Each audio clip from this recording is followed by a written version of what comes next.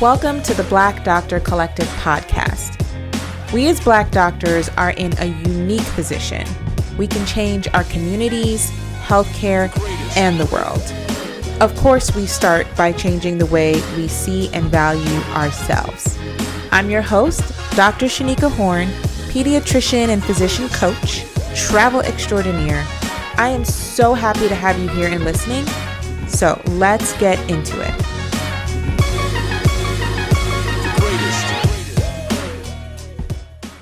Hey, I am back from Miami and ready to give you more good tips on surviving medicine. So I just was in Miami on a retreat with my coach, my business coach, and going through ways to improve my own business, etc. And it was just so nice to be in a space with other Black women doctors, especially post-election, where we've been in a mishmash of feelings and reactions. If you didn't listen to my last episode, then you may not know what I'm talking about. But if you live in the US, you know exactly what I'm talking about. Who am I kidding? It's just been such a wide range of reaction to the election results and how to navigate that, especially when you're living in a red state or when you're serving a population who literally voted against your best interest. It was nice to have that break. And as I came back, felt energized, I had some calls with my doctor clients this week that really brought up a message that I really want to share with y'all, which is you have to challenge your imposter syndrome. Okay, I'm going to give a couple examples of what that means. But first, I want to define that imposter syndrome to me is not the same as having some self-doubt or some self-judgment. I think those things to a certain degree will always be there, right? There will be times where you will have a lot of doubts or you will have judgment about certain things. I think that that's normal as long as those things are not preventing you from accomplishing your goals or getting what you need to get done. So I think when it becomes imposter syndrome is when you begin to play small, you stay quiet, you don't communicate what you need, you don't ask questions.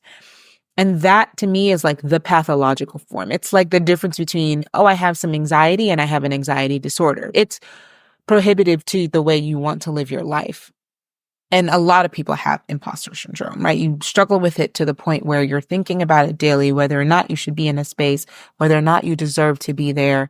And so those things do play a role in how you show up at work, how you show up, in various settings. And so I think it's really important to define that for yourself, see if that's what's happening in your life. And then let's talk about why you shouldn't let that be, right? What are the things that kind of circumvent that? How do you get around that?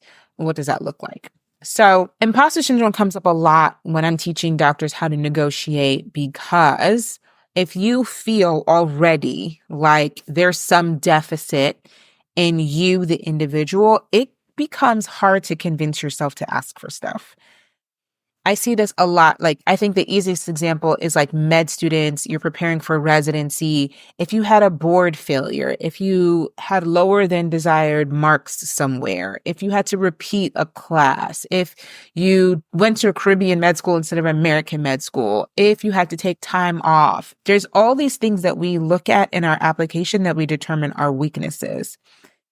And that becomes the thing that consumes our application season, because the whole time you're interviewing, you're thinking about how am I going to explain this deficit to someone?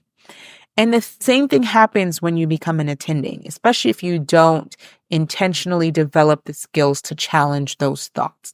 And I say that because I know lots of doctors who believe that they should not ask for the thing they want because maybe they're fresh out of training. Maybe they don't feel like they have enough experience, right, in whatever the setting is. Whether it's that they're, only a couple years out of training, or whether it's because maybe they made a transition from one position to another, to one area to another, there's always going to be a reason that you're going to have some kind of self-doubt. And then that becomes a roadblock for either asking for something new, negotiating for more money, asking to go part-time, whatever it is that you desire, you have convinced yourself that you cannot have it, or someone's not going to want to give it to you because all they can see is your deficits, and you yourself don't know if you deserve the thing. So I say this to say, paying attention to the beliefs you have about yourself is so critical, because this is what's stopping you from getting what you want, right? Imposter syndrome will literally limit you from getting what it is that you desire, because you have all these caveats of who you need it to be to deserve the thing that you deeply desire. You do not have to earn the right to rest.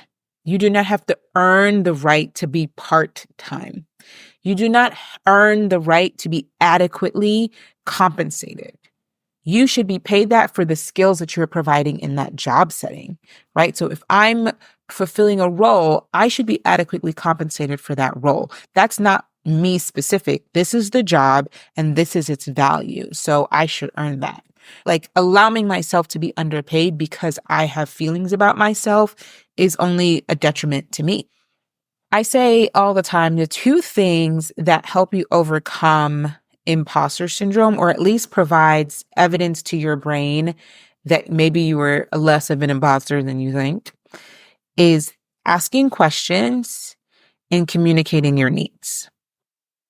I think, let's take the first one, asking questions. So I have tons of questions that I've outlined that I like my clients to ask when they're interviewing for a job, when they're renegotiating their current contract, when they're transitioning jobs, whatever it is, or even just in a role. I want you to ask as many questions as possible. You need to understand what it is you're agreeing to. I had a client this week who talked about the fact that she had a meeting with the recruiter or HR personnel, whoever's doing her hiring. And she was kind of afraid to ask some of the questions. We all have a little apprehension about, like, what does it mean if I ask too many things? Are they going to think that I'm needy? I don't have my foot in the door yet. What does it mean about me to ask these questions? But we worked through, I have a coaching process for how to overcome that and being able to ask the questions, what to say that makes you not feel overwhelmed by the potential of a negative response. Basically, how to ask the question anyway, even though you feel that way, right? Like, and how to do it in a way that feels safe to you. So she went through this process. She reached out. She asked the questions. Okay. Turns out the HR person didn't even know the answer to the questions. This is my favorite thing about asking questions, is that you think everyone else is an expert. You think HR knows. Like, they didn't know what the RVU conversion was. When she asked about questions, I encourage you to ask are like, if they're asking you to meet a certain goal, how likely is it as a first-time physician in that practice, or as a new grad, or whatever your position is, how likely are you to meet that metric? How many people are meeting that metric, right? What happens if you don't meet that metric? These are important questions that help you build safety in your mind about the job that you're doing. A lot of us feel really insecure about, like, oh, I've never worked in an RVU system before, or I've never worked as an attending before, or whatever it is. You have some kind of disclaimer that makes you feel like you are unprepared to do the thing that they're asking.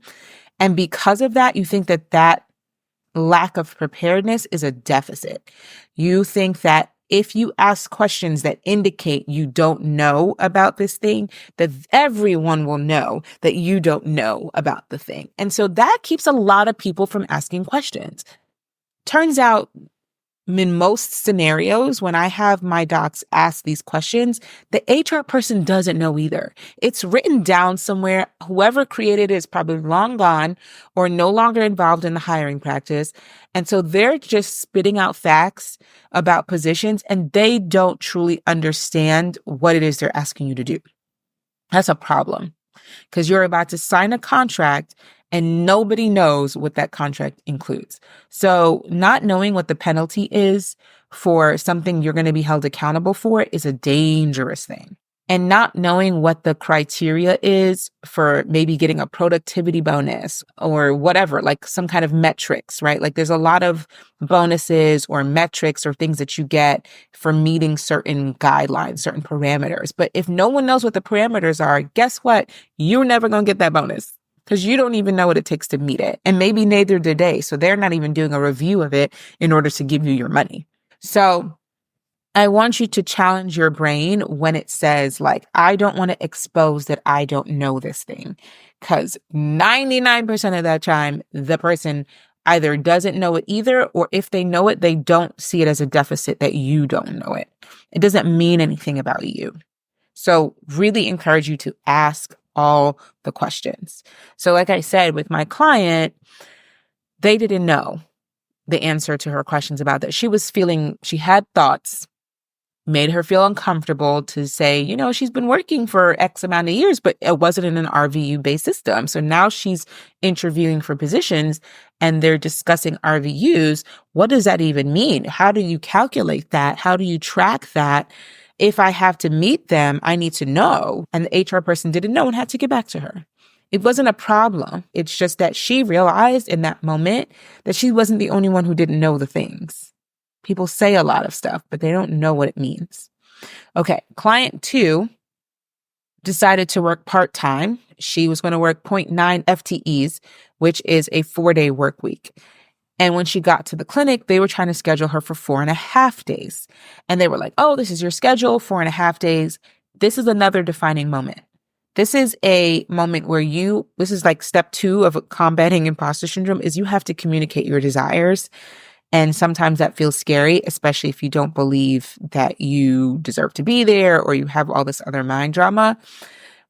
And then you end up in scenarios you don't want to be in. So instead of saying quiet about the fact that she was working 4.5 days instead of the 4 that they agreed to, she said, well, 0.9 FTEs is what I was hired for, or 0.7, whatever it is.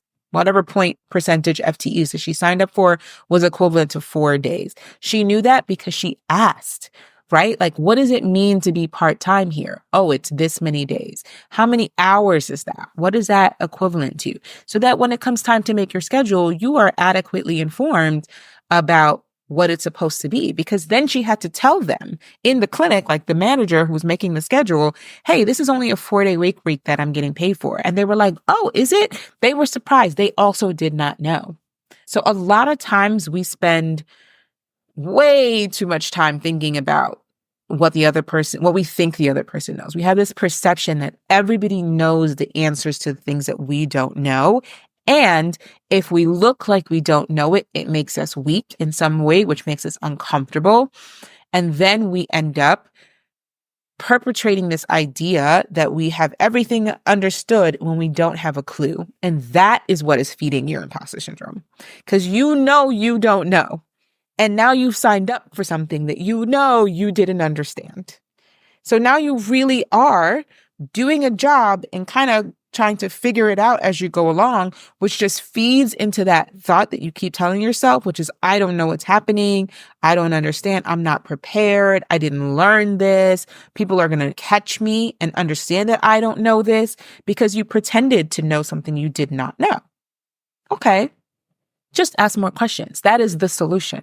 Ask the questions, communicate your needs. 2 steps, 2 key things you have to do in your life, in your job, everywhere.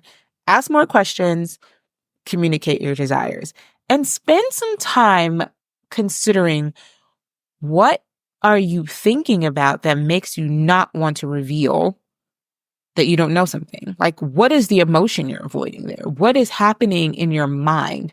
What are you telling yourself on a regular basis that says, I do not feel comfortable letting anybody know that I don't know?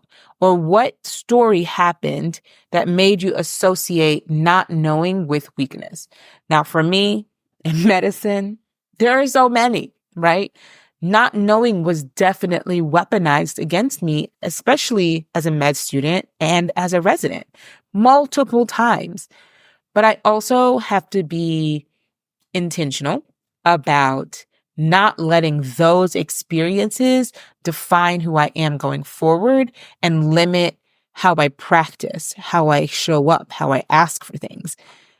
If I let those experiences tell me that asking questions means that people will think I'm dumb, or people will underestimate me, or it will feed into the narrative that I don't deserve to be there, then I never get to have what I want.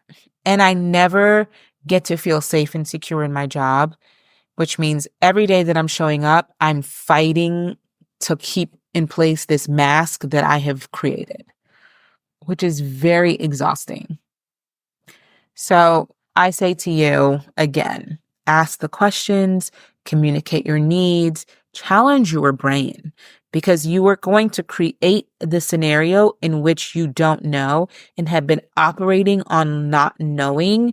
And it feels even more embarrassing, maybe. I don't know what emotion works for you, but for me, I would think I'm even more embarrassed the longer I let something lie without saying I don't know it. Like when you're in the beginning of medical school, you're not really supposed to know anything, but you're so obsessed with showing that you know something, you might not ask questions. So then to ask that same question, like as a resident, something you think you should have learned before, like in medical school, it feels even more burdensome to ask that question. It feels even more embarrassing. Like, how do I still not know this thing? So as soon as you feel it, even if you think it's been a long time, ask, because it's only going to get worse. It's only going to compound your feelings about yourself if you continue to let time go by and you have no idea that you don't understand the thing. And remember that most people don't understand that thing also. So just to recap, if you feel like you are suffering from imposter syndrome, look at what it has stopped you from doing. Is it preventing you from asking questions, from getting what you want, for asking for more, for thinking about how to renegotiate your contract? If that answer is yes, and even if it's not quite yes, even if there's feelings of self-judgment or self-doubt, thinking about how that is impacting the way you show up and how it is impacting your current life, if it is making your existing work environment unsustainable in any way, then I want you to do the things that I just talked about. Ask more questions. The imposter syndrome comes from not knowing you don't know, and doing everything in your power to make sure no one else knows that you don't know. And that last effort of trying to make sure that everyone else doesn't know has to be dismantled, has to be examined. It will take up so much of your brain energy and space. And again, it's not sustainable. Ask a lot of questions, work through, and this is something we do in the program, which is like work through why you have allowed it to be this way. And then we work on changing the beliefs, changing that feeling so that we can still execute the thing, so that we can do things that are sometimes uncomfortable. How do we make that more comfortable? What's the right thing to say? What do I want to express? How do I communicate? Those are things that I coach the clients through, because there are ways to improve the experience. There are ways to get what you want, even if you started from a place of like, I feel tremendous doubt about everything, right? There are ways to evolve that so that you can still get what you want to get out of your job, out of your life. Okay. And once you know that, once you ask the questions with those answers, you are now equipped to decide what you want and then to go and ask for that specific thing, to communicate your needs. People often express that maybe the employer doesn't want to give you what you want. I have found that most employers want to give you what you want because they want you to stay, right? If you have the potential to be mobile, to go off and find another job, to explore your alternate options, and they know that you know that, I think that makes them really pliable, right? Like they want to work with you because you ideally want to create the environment where both of you are happy. They are having a physician on staff that is consistent, committed to that community or clinic or whatever, and that is generally happy in their job and not at a risk of quitting every other minute. And the bonus to you is that you get to be in a job that is meeting your needs, where you feel comfortable communicating those needs, reiterating those needs, reinforcing those needs without a lot of problems or drama. And that is when it becomes mutually beneficial. So that's pretty much what I have for you today. Again, this is just based on calls that I've been having with clients. If you have thoughts about this, or if there's some part of this process that you're like, I don't get it, or this does not work for me, I would love if you would just ask questions. I'm going to, in the show notes, include the link to ask questions, right? Like you can send an email, I'll include a link, some form of way to contact so that you could submit your questions if that is easier for you. If you listen to these episodes and there's any kind of nagging question at the end of it, those are the questions I want to hear, right? Like those are the things that I want to be able to address on these episodes so that you're getting what you need to get out of it. And if this is something this sounds good, but I don't have much luck doing it on my own, or there's just elements of this that I know that I need support with, I know I need help with, or I need the fastest way to accomplish this thing, the safest way to accomplish this thing, the certain way to make sure I get what I need out of this work experience. Again, this is when you reach out and we coach, right? You join the Any Day Negotiator Group program where you're constantly in conversation with these other docs who are solving these exact problems. And I'm showing them how to solve these problems. I'm showing them how to communicate these needs using some of these techniques that I include here, but also more in-depth, response to their specific scenario, whatever their challenge is, what comes up for them week to week. It's an opportunity to really learn these skills. And then once you learn them, you can use them in any scenario. So my client who clarified about her 4.5-day work week went through the entire negotiation process. She asked all the questions, which is why she knew she could defend this schedule. And also she develops the muscle of communicating her needs after asking the questions. So because that was developed, when this came up, she was able to address that in her current job. I always say negotiating is not just at the start of the job. It's also in the day-to-day. Someone comes to you with something, maybe you don't want to do it. How do you navigate out of that scenario? How do you communicate your needs in a repetitive manner so that you continue to have what you want? I think the additional part of it is that there are some changes already in her work environment, which I always say you have to brace yourself for. You don't know if management is going to change. You don't know if staff is going to change. You have no idea. So that's why you set up the structure in your contract. So because she has certain things in place in her contract, even though the staffing is changing, she's like, well, my contract protects me from these kinds of changes, right? Very specific to that individual. She knew what she didn't want based on our work together. She knew what she should include in the contract based on our work together. We made sure it was addended into the contract, right? The amendments were made, okay? They added addendums. So these things were included. And so now when the issues come up, she is protected and she feels confident and safe about continuing to communicate what she desires to her managers, to her coworkers, all of that. And in her getting that 4-day work week, this is something I'm going to talk about maybe next week, is she's now inspiring other people who have maybe been practicing for 10 or more years to ask more questions. They even asked her, how did you get this? And she's like, I just asked. The concept is people think that you don't get what you ask for, so they don't ask. But the truth is you only get what you ask for. And you have to believe that. You only get what you ask for. Nobody's going around handing out just extra perks, okay? So I want you to remember that when you're ready for this personalized approach, when you feel like you need the support to change, to make the change, to change the jobs, to amend the conditions, to change the contract, you join us in the Any Day Negotiator. We're going to have the link to the sales page on the website for you to sign up for that initial call so we can talk through what your individual plan would look like. Have a great week. Bye. Thank you so much for listening. Please subscribe to the podcast. And what I want you to do next is link us everywhere you can. Instagram at The Black Doctor. Just become part of our collective. I want you here. Thanks. Until next time. Bye.